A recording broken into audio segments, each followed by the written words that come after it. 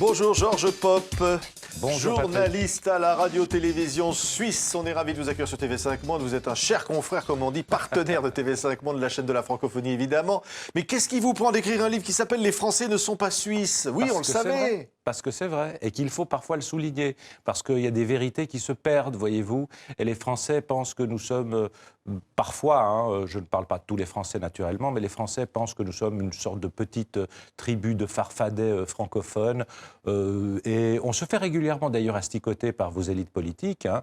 Donc voilà, je pense qu'il était, il était utile peut-être par l'humour, par la dérision, par une certaine forme de causticité aussi, de remettre l'Église au milieu du village. Très bien. Alors quand vous dites que vous faites asticoter par certains hommes politiques, vous pensez peut-être à Arnaud Montebourg, notre ministre du redressement productif en France, qui a dit après le référendum donc, du 9 février que les Français allaient devoir faire leurs valises. Et on voit le titre de Libération après ce référendum, le virus suisse. Mais c'est terrifiant, Georges Pop. Vous voyez cette une, vous êtes un virus. Alors écoutez, d'abord ce virus, on va quand même le préciser, n'est pas un virus spécifiquement suisse. C'est un virus européen.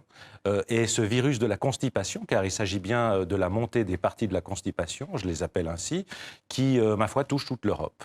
Et je pense qu'en Suisse, la seule différence, c'est que nous avons la possibilité de nous exprimer, c'est-à-dire que le peuple, les électeurs, ont le droit, en quelque sorte, de gouverner leur gouvernement et de s'exprimer. Et là encore, je dirais que la Suisse a été assez raisonnable, puisque vous parlez non pas du référendum, mais c'est une erreur que tous les Français font, c'est une initiative, c'est-à-dire qu'elle est partie de la base.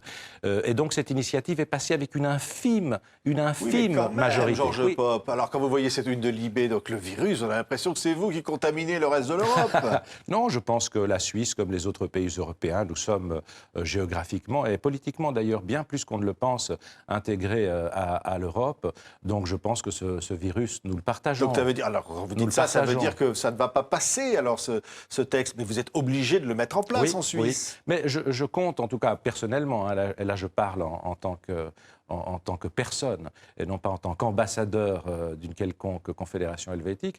Non, je pense qu'en Suisse, il y a une forme de résilience et une forme d'imagination qui va nous permettre de surmonter sans doute certaines difficultés liées à l'application stricto sensu de ce texte. Oui. Enfin, je l'espère. Alors, quand on revient à votre livre, Georges Pop, vous dites que les Français ne sont pas suisses, évidemment, mais vous avez l'impression les Suisses se sentent mal aimés de leurs voisins, des Français. Vous parliez de Montebourg tout à l'heure. Au lendemain de cette fameuse votation, initiative donc, Montebourg a dit en vrac que nous étions une sorte de club de lepénistes, que effectivement les Français, les frontaliers allaient devoir faire leurs valises, que la Suisse, a-t-il ajouté, je crois que c'était sur France Inter, mais ça a fait l'effet d'une détonation en Suisse. Hein. On en a très peu parlé en France parce que vous avez d'autres chats à fouetter ici. Oui. Mais en Suisse, ça a quand même fait l'effet d'une détonation. Alors qu'est-ce qu'on a dit qu'on a pensé quoi alors Montebourg a dit qu'il y avait 3% d'étrangers en Suisse. Il y en a 25%. Un quart de la population helvétique, sans compter les frontaliers, sans compter les sans-papiers,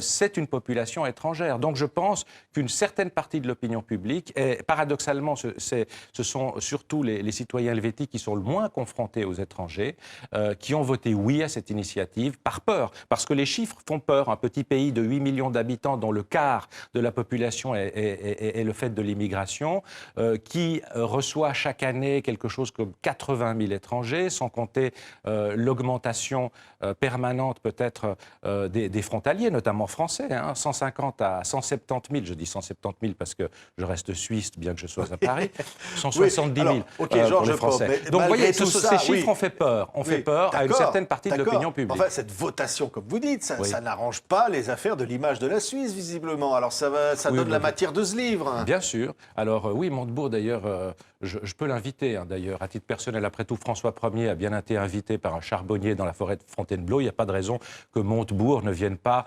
ne réponde pas à l'invitation d'un petit journaliste suisse qui pourrait lui remettre l'église au milieu du village et lui présenter quelques personnes qui pourraient l'aider dans sa tâche de redressement industriel. Oui, alors on voit bien, on a bien compris que les Français ne sont pas suisses. Montebourg n'est pas suisse, ça c'est sûr. Ça c'est sûr. C'est un voisin. Mais en fait, on a l'impression qu'à travers ce livre, vous nous dites aussi qui vous êtes finalement, qui sont les Suisses. Parce que vous dites on nous connaît mal, on nous comprend mal. Français mal. nous connaissent mal. Alors, évidemment, il y a tous les poncifs, tout ce qu'on dit sur vous. Vous avez le sentiment de ça, d'être mal compris, mal aimé? D'être souvent asticoté par les élites politiques qui m'adéfient en quelque sorte une partie de l'opinion publique ici, qui a une assez piteuse opinion de nous. Qu'est-ce qu'ils disent, par exemple? Ils vous parlent de l'argent, des banques... Nous ne sommes pas tous des banquiers véreux. La Suisse, pour les Suisses qui y vivent, n'est pas un paradis fiscal. Nous payons des impôts. Nous payons des impôts à notre commune, nous payons des impôts à notre canton, nous payons des impôts à notre confédération, nous payons une TVA. Nous n'avons pas, nous, du tout le sentiment d'être... Des planqués, profiteurs, bien installés, avec beaucoup d'argent. Vous avez tout compris. Je vous remercie d'exister. Mais quand même, vous êtes bien en Suisse, quand même. Bien, tout le monde veut y aller, on ne paye bien. pas beaucoup d'impôts, quand même. Je vous parlais de Montebourg tout à l'heure, qui nous a asticotés. Je pourrais parler d'autres hommes politiques. Il y a eu d'autres incidents qui nous ont opposés récemment, notamment le refus par notre Parlement d'accepter une convention sur les héritages et sur le patrimoine. Et au lendemain de ce refus suisse, parce qu'on le considérait comme... assez exagéré, disons. Voilà, on ne va pas entrer dans le débat des impôts français, mais enfin, on le considérait comme assez exagéré pour les Suisses qui vivent en France, donc on l'a refusé. Le lendemain, que dit un député socialiste dont je tairai le nom ici? On lui a demandé, est-ce qu'il faut renégocier l'accord entre la Suisse et la France? Il a répondu non, un peu de pédagogie suffira. Vous savez, je suis grec d'origine. Pédagogie, c'est l'éducation des enfants. Ça veut dire quoi? Ça veut dire que les Suisses, finalement, c'est des petits nains, c'est des farfadets, c'est des hobbits. Oui, c'est les hobbits de l'Europe du milieu. Tout ça, Georges Pop. Pourquoi tout ça? Vous allez me le dire, c'est vous qui êtes français. Non, mais je pense... vous savez, par exemple, j'étais récemment au Salon du Livre de Paris. Très, très bel accueil. Beaucoup de curiosité, notamment de la part de nos voisins immédiats, des Alsaciens, des Franc-Comtois, des Savoyards, qui, eux, nous connaissent un tout petit peu. Ceux de la France intestine ont une vision un tout petit peu plus sommaire de nous. Ils nous voient un tout petit peu comme des banquiers véreux, ou en tout cas comme des gens qui profitent de la place bancaire suisse. Il faut changer tout ça. Je suis là pour ça. Vous dites, on a des choses en commun avec les Français, c'est notamment le sens de l'humour et de l'autodérision. Oui. Voilà. Alors l'humour, ça, c'est déjà sûr. pas mal. Il suffit de voir vos humoristes qui se succèdent chez nous. Ils font un tabac.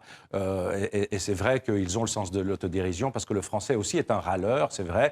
Et ils partagent en cela une certaine mentalité, je dirais, avec les Genevois, qui sont aussi des râleurs. Allez, Georges Pop, quand on voit votre bouquin, on se dit quand même, les Français et les Suisses s'aiment bien, au fond. Oui. Alors, indiscutablement, au niveau individuel, au niveau humain, on s'adore. Et d'ailleurs, que serait la Suisse romande, la Suisse francophone sans la France? Nous ne serions qu'une petite tribu de patoisans. Heureusement que nous avons la France culturellement derrière pour nous appuyer. Culturellement, on s'entend. Mais sinon, il y a quelques asticotages assez réguliers entre Français et Suisses. Et vous savez, le Français est assez égocentrique, le Suisse l'est aussi, mais d'une manière infiniment plus discrète, par prudence sans doute. Ce qui fait que voilà, ces deux égocentrismes, lorsqu'ils s'affrontent, ils peuvent faire des étincelles, surtout lorsque le Suisse avance son produit intérieur brut, qui est infiniment supérieur à celui de la France. C'est vrai, Georges Pop. Surtout par les temps qui courent. Merci. Les Français ne sont pas suisses. Donc votre livre publié chez Camedita. Je vous le dédicace ou vous le recyclez dans le vieux papier?